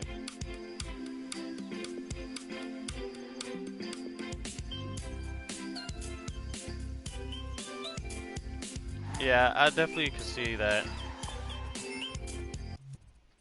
I definitely could see that because like some of the things you do on here with the DS4 is a lot harder, and the moves, yeah, the move controllers do look like Oh, thank you. Yeah, the UI took me a little bit of time to figure out how I wanted it to represent the character, but I think the moves, like for sculpting, it does make things 10 times easier because we don't have the fidelity. Like when I was sculpting this can, when you're let me just do a quick example.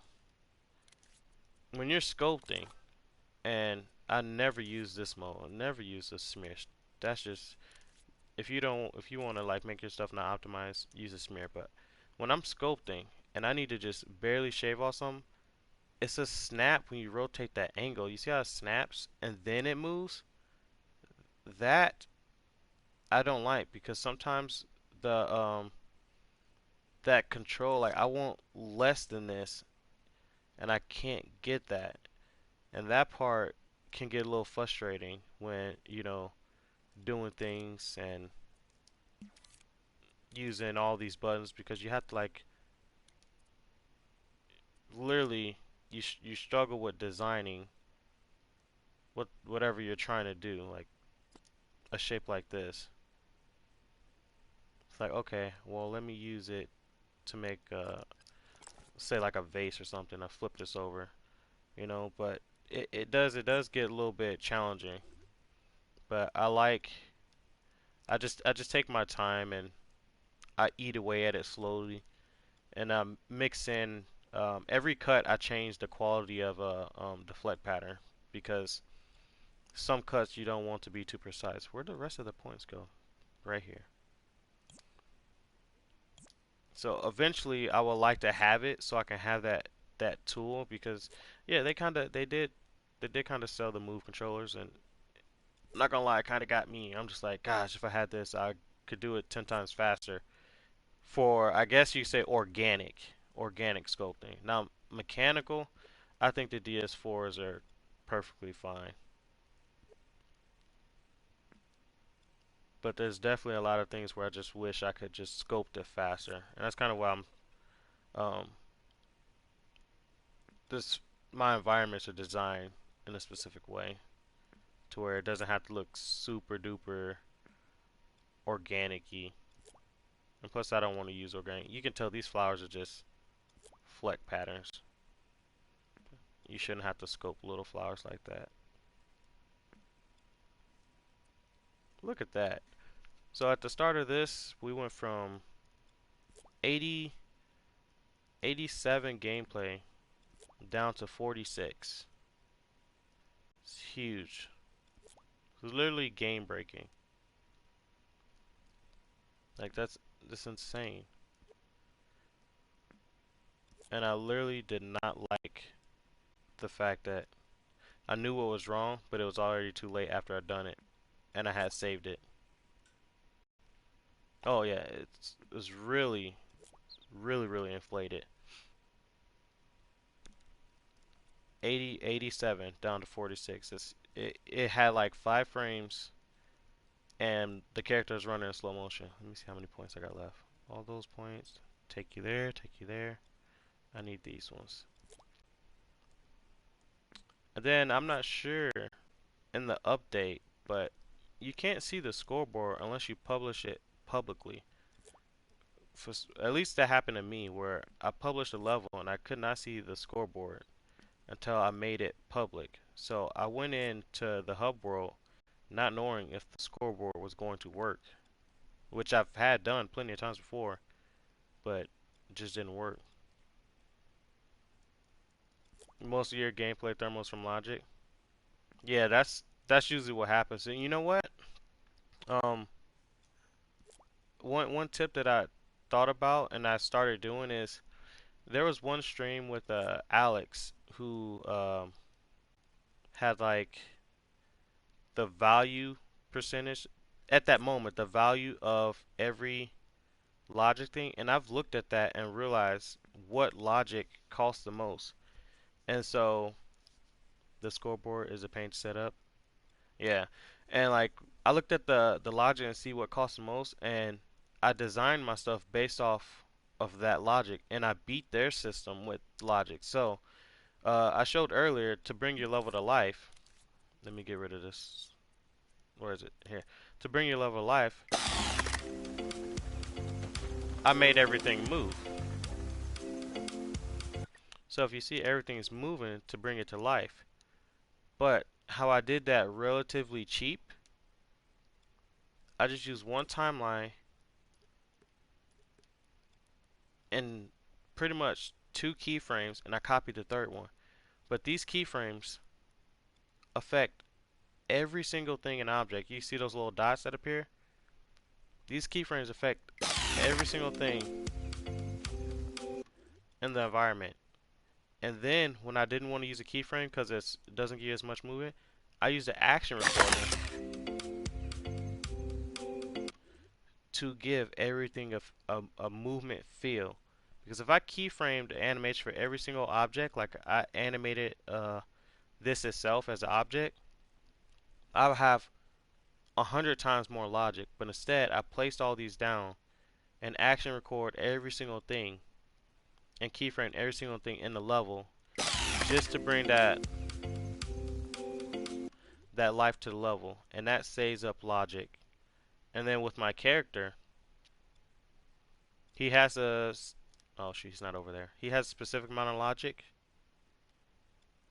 and then I have my game mechanics where my logic is very um, organized and out of the way. You did a similar thing with your game to make everything in environment wet when it rains.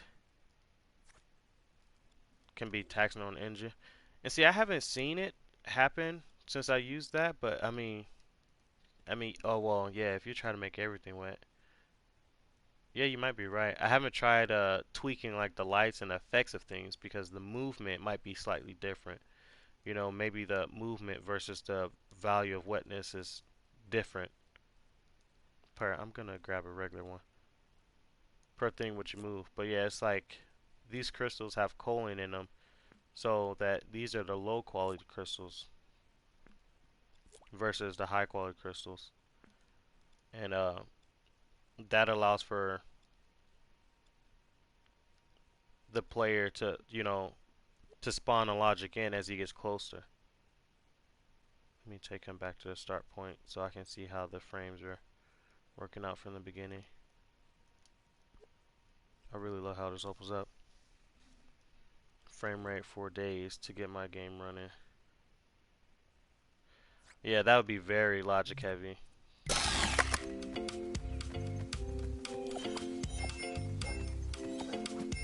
See, even this is 3 levels of colon.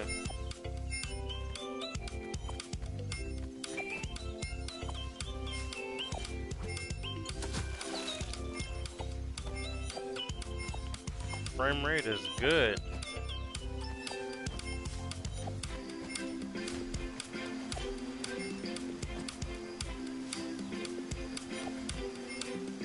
Gotta make sure my checkpoint works.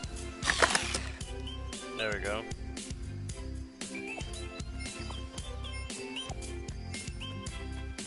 Thank you. Yeah.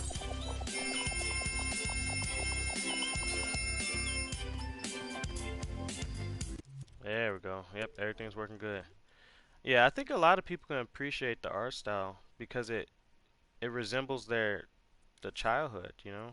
I think a lot of us kind of miss our childhood sometimes, and I wanted to bring that back with it to where you like the game because it plays good, but the artsiness is that imagination, you know?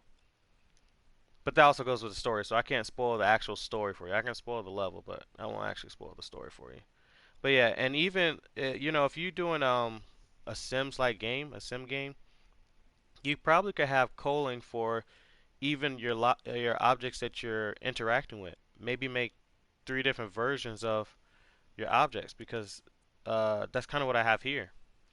You see these crates? There's a crate. Well, this is too close to that. Okay, over here. So I have a calling thing where this crate right here is stationary. It only emits the next crate when you get close enough, and then it becomes physical, movable.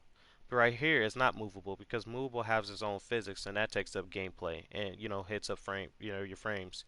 So stationary, but as you get closer, it becomes movable.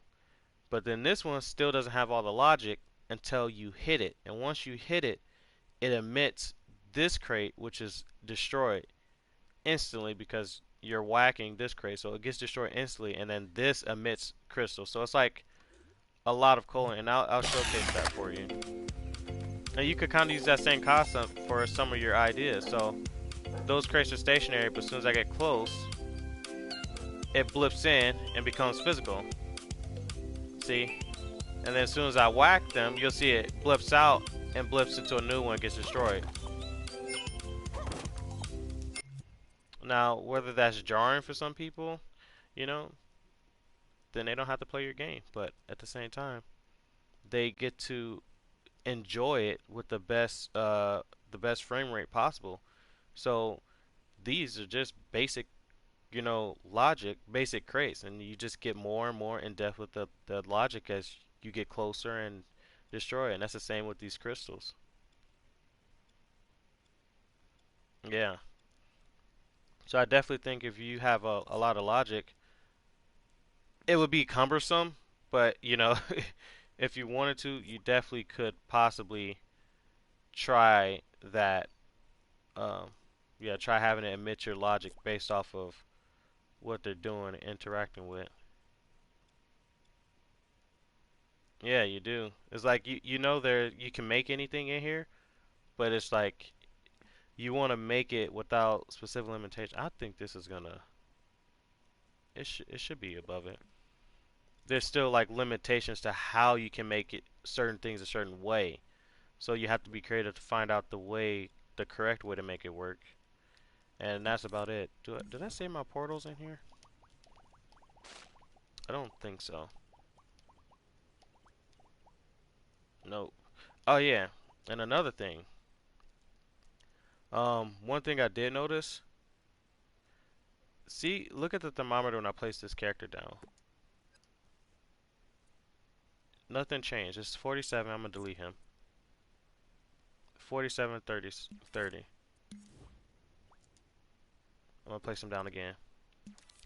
Then I'm gonna go to gadgets. Go to here. I'm gonna place down a blank puppet.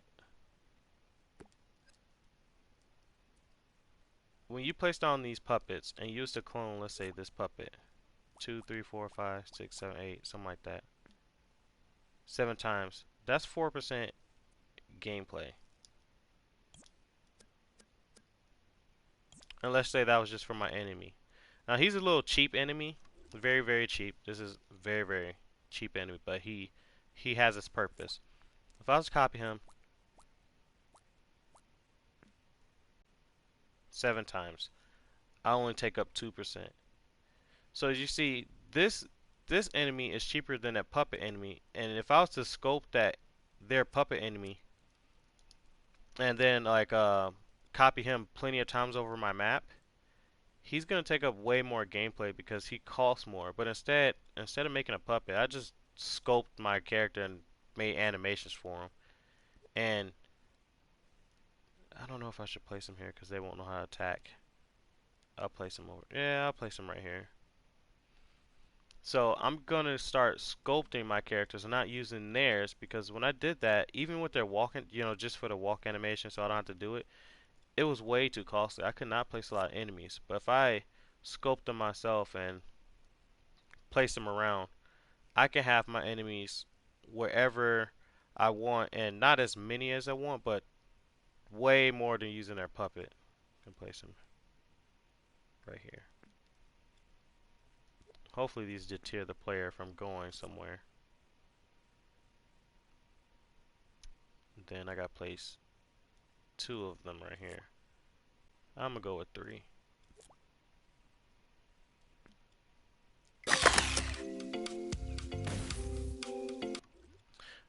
Now, let's see.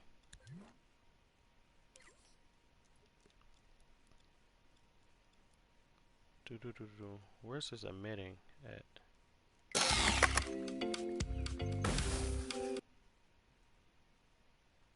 I think I also want the player to be close enough. So I'm not gonna have him shoot until the player is close enough. I really don't know what the difference is between. I found out the possessed controller sensor does not work for me, Don't know if anybody else found that out, but it does not work all the time. So, with that being said, I use the player controller sense doesn't work for me. I use a tag because I feel like the tag always works, and that controller sensor just does not cut it. Let's go with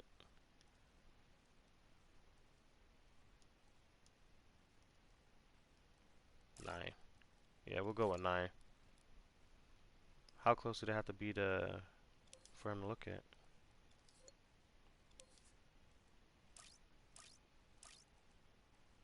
22. It's way too far. We'll go with 10. There we go. I don't want him to shoot all the time. So yeah, I definitely think that there's some more stuff that they can work on to help us creators improve things, because their puppets are really, the puppet heart is really, really expensive, and that's what they call it.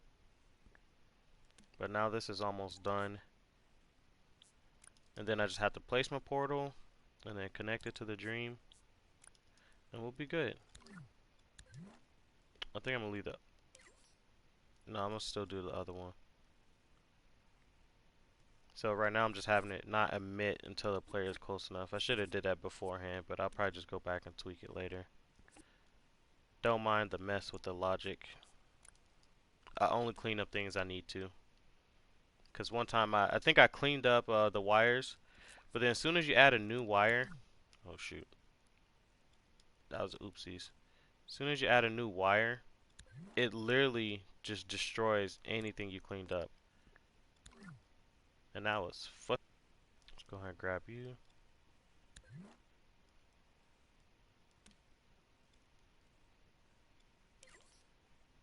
So, what kind of game are you creating, iDie? You said it was a Sims. Is it released? One enemy. There's 3 enemies over there. Yeah. This is good. So now I'm going to take my character. I'm going to move him back to the starting position. Did I already move him back? Yeah, I already moved him back to starting position. And then I'm going to go ahead, fly all the way over here. Called Barely Alive. Oh, nice. Is it playable yet? Let's go ahead and do that.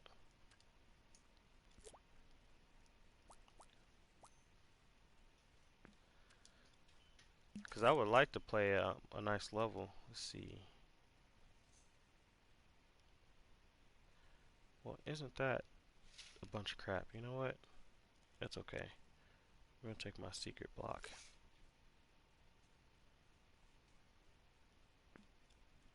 Yep. Try sometime. Let me know what you think. Yeah, I'll probably try it out today. My goal is to get this level out so people can play it, and hopefully get my collectibles up and running. Because the collectibles was a challenge to create.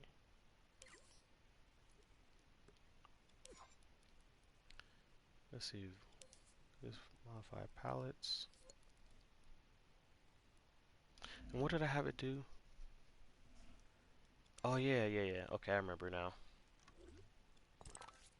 I gotta zoom over here to my gameplay mechanic.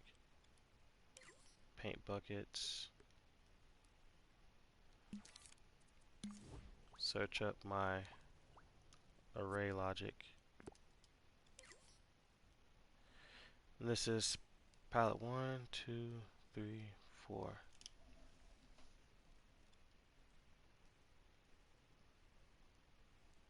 Now that you have thermal sorted, it should be business. Exactly. And that should be business as usual for not only this level but other levels. Hub world. We're gonna rename this one.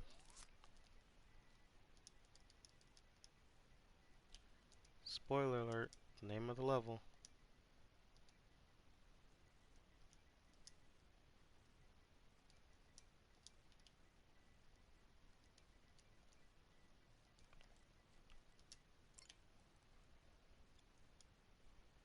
Yeah, I'm gonna keep the space in there. Then I can go over here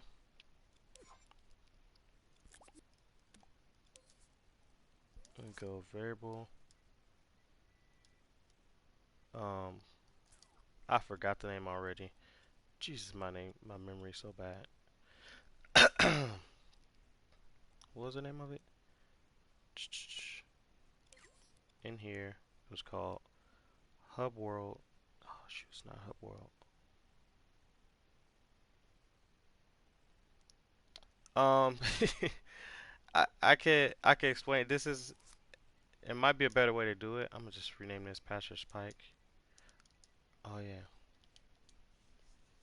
we are off the game. Yeah, take care, man. I'm glad you got to see a few things and learn some things. Pastor's Pike. Check the level out later today. Pastor's Pike, and then yeah, give me 1 second. I dive. I'll show you what I did. We'll call it Pastor's Pike. There it is.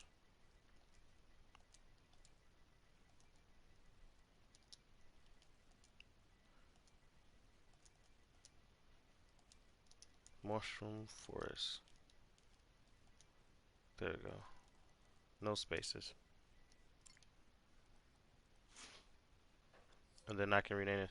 So I had an idea to use one variable for my collectibles instead of having 5 different variables.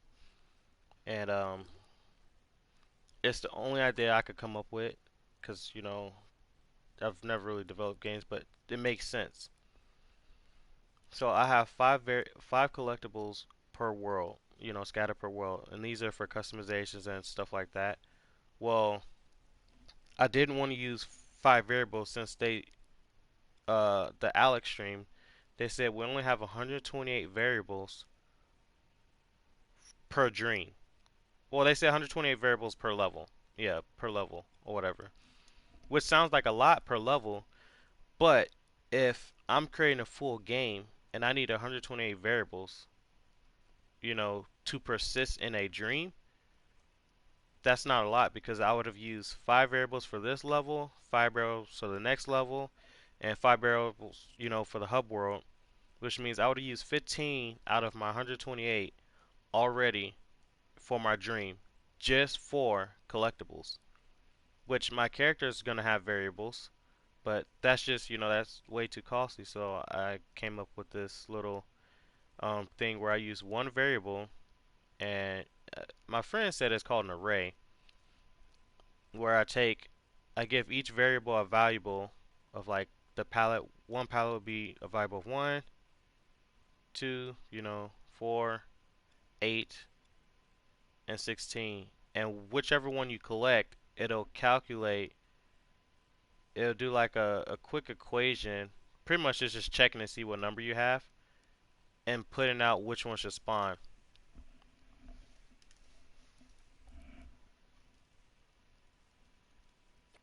Well, you know, if you're playing this, these have to stay consistent. Like 128 is a lot for one level, but per dream. Because in order for it to be consistent throughout the dream, that variable has to be on every level, right? And so if it has to be on every level, that means you technically, if you want 128 consistent per dream, that wouldn't be a lot. But if there's a easier way where I can get definitely more in, maybe you have to show me. But this this will allow it to be only one variable per thing. Only the ones that need to persist, many do not. Yeah, but these collectibles right here, I wanted them I want them to persist in a dream so that if you enter the world through the hub world and you come to this level, you collect, like say 3, right? You collect 3 and then you leave and you go back to the hub world. When you come back in, they have to persist in dreams on the hub world and here. So when you come back in, there's only 2 left because you already collected 3. Well, that means either I can use 5 variables or I can do this little logic thing, which takes up uh it takes up actually 0% gameplay, and it makes it where these are not showcased. This is for per m of progress, more progress. Saving that progress is important to. Yeah, it's just for, yeah, it's for like the progress of saving. Like if you completed this level, you want to make sure you complete these, and I don't want people to break the game by coming back and playing the same spot over and over, collecting these, and increasing their actual palettes, their actual customization points. I want that all of this to persist. So now I only have to worry about one variable versus having 5. That way, when I have my 30 levels plus my my side levels and mini games, I still can have everything persist. Logic gates can take care of that issue. I haven't used a logic gate. Let me see what that is. Is that actually a thing going here?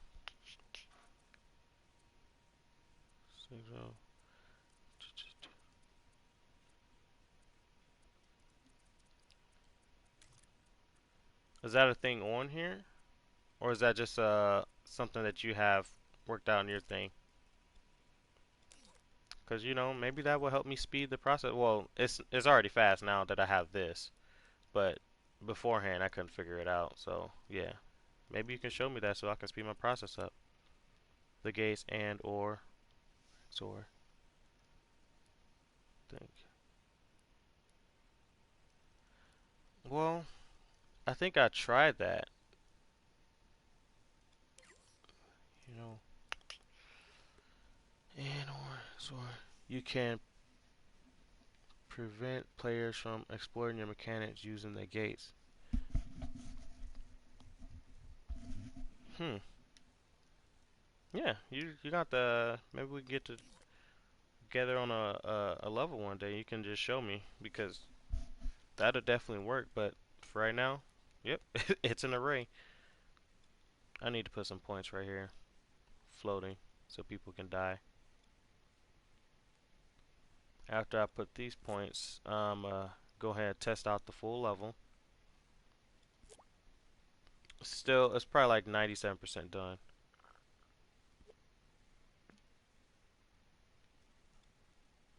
That'd be awesome, man. Yeah.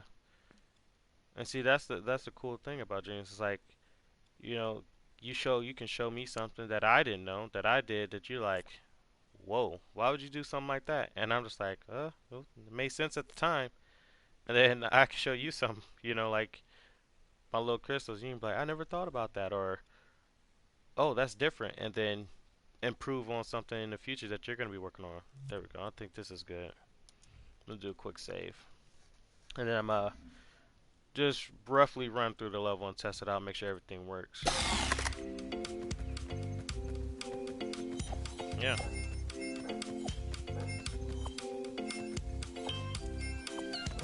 Let me see if I can get this.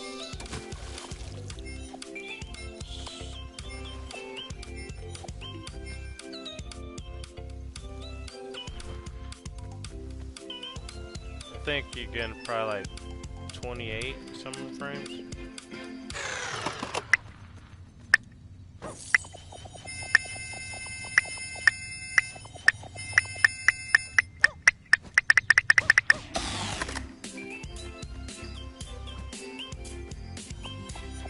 Still works good.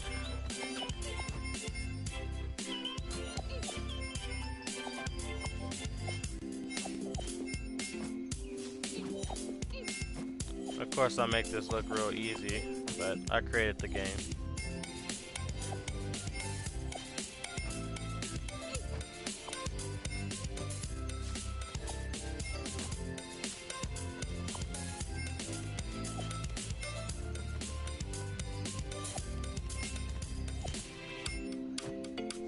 There we go. Yeah, I like the camera a lot better than the pointer. I feel like the pointer just doesn't get his job across. I should disable controllers So I think I can still move. Oh, I disabled it already. Smart me.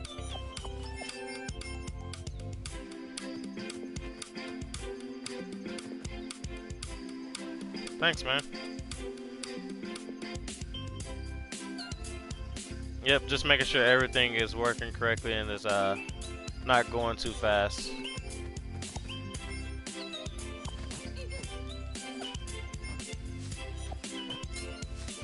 I forgot about that guy over there.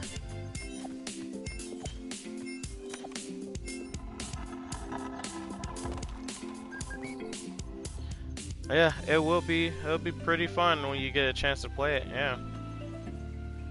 And then if you help me improve on that logic, it'll save me a lot more time, which means I can get things done faster.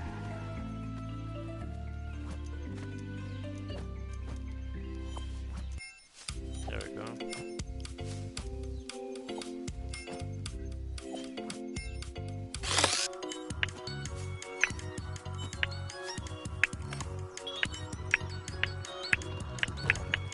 Nice.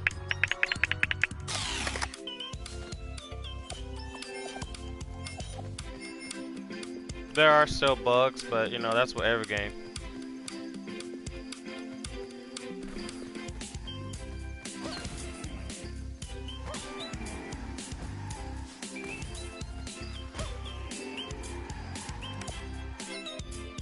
Do yourself a favor, do what I didn't know. What's that?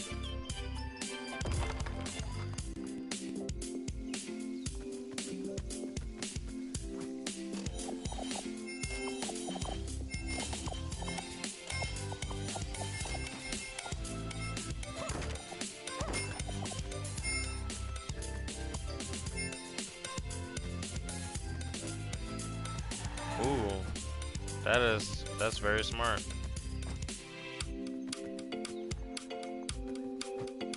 Never thought about that.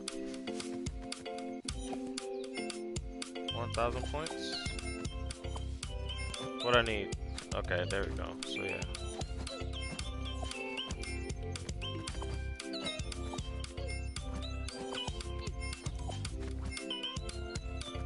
Bam. That works good. Post on PS4 Reddit so people will actually play a game. Exposure is everything. Yeah, it's like I didn't know and no one played my first game. Yeah, that would suck. I think I have a small following base, but most definitely, yeah. I'll. This should be invisible. Why is it? Yeah, I'm just gonna make this invisible. It's not supposed to be visible. There we go. That's my logic for that. Then this is fine, but this does not have the same.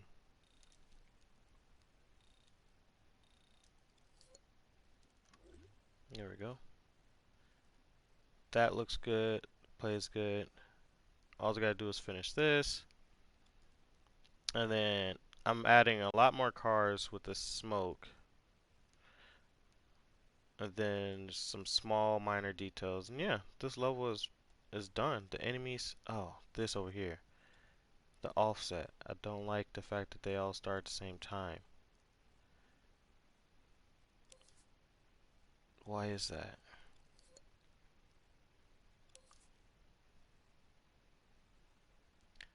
It's okay. It'll be okay for now. But yeah, thanks for coming to my stream. It's been about a nice little 2-hour stream. My character's done. Here's my menu.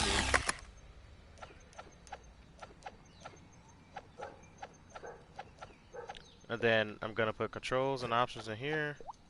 Your achievements in here that will go through each level. And your appearance for customizations. Right now there is no customization, so you can go like this. But don't tell nobody that yet. Because they'll figure that out and just run around without any arms. Before you go, what the game's name so I can keep an eye out for it. It's called Splatty's Adventure. It's yeah, let me say this. Yep, Splatty's Adventure. I've been posting on Twitter every once in a while, but I'll show you what the icon look like so you can see it. Let's see, they did palettes,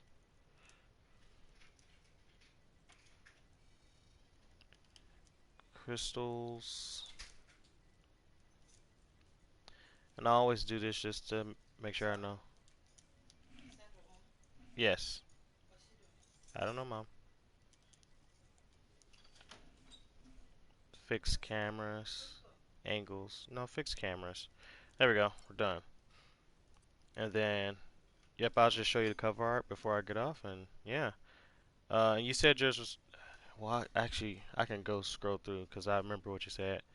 I'll play yours off stream and give you a nice little follow. Let's see, exit creation. Yeah, the cover art looks like this. Splatty's Adventure.